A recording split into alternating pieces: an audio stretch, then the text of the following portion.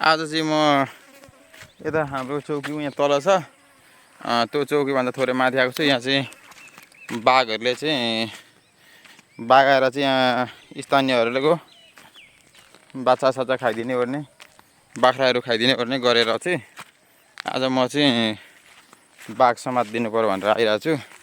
यहाँ जङ्गल पस्दैछु म आज। अन्त जङ्गलमा गएर जसरी पनि बाघलाई समात्नु पर्नेछ। बाघको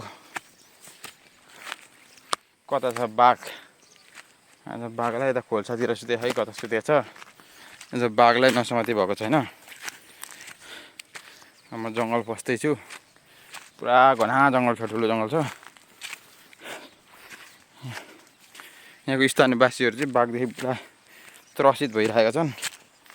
त्यो कारणले गर्दाखेरि चाहिँ यो जङ्गलभित्र गएर भए पनि आज बाघलाई चाहिँ जसरी हुन्छ समात्नै पर्नेछ मैले।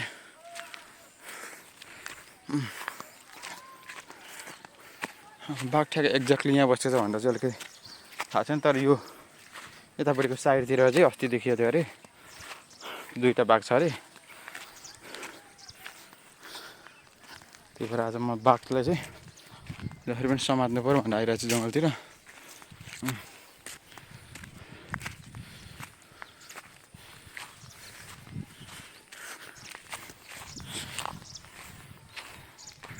अहिले बाघ फेला पऱ्यो भने तपाईँहरूलाई म फेरि भिडियो गर्छु है त। यता चाहिँ घना जङ्गल छ,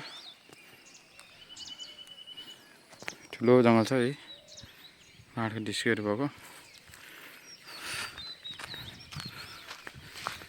यो चाहिँ हाडीबास, उदयपुर जिल्लाको हाडीबास भन्ने ठाउँ जङ्गल हो। बाघ चाहिँ सायद यतै छ क्या हो, किनभने यता घना जङ्गल छ नि त।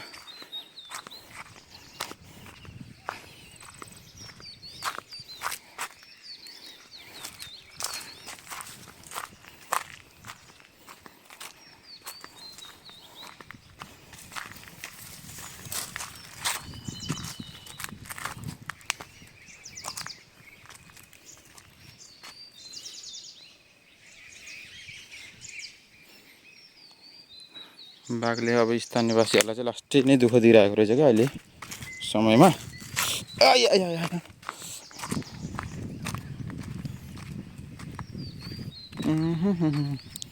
थाकलको बुट पनि धेरै रहेछ, तर थाकल चाहिँ त छैन के हो जस्तो देखेँ। ए होइन, रहेछ नि, अनि तल तल रहेछ क्या थाकल चाहिँ, पर तल छ। बोटमा पाएको थाकल चाहिँ अलिक मिठो हुन्छ होला सायद।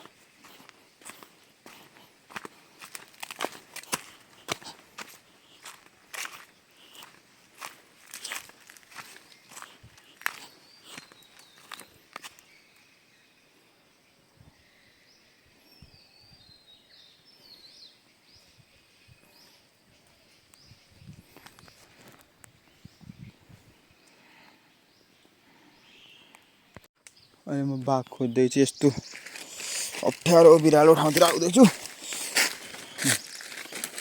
थाकलले पनि फैलिरहेको छ यता।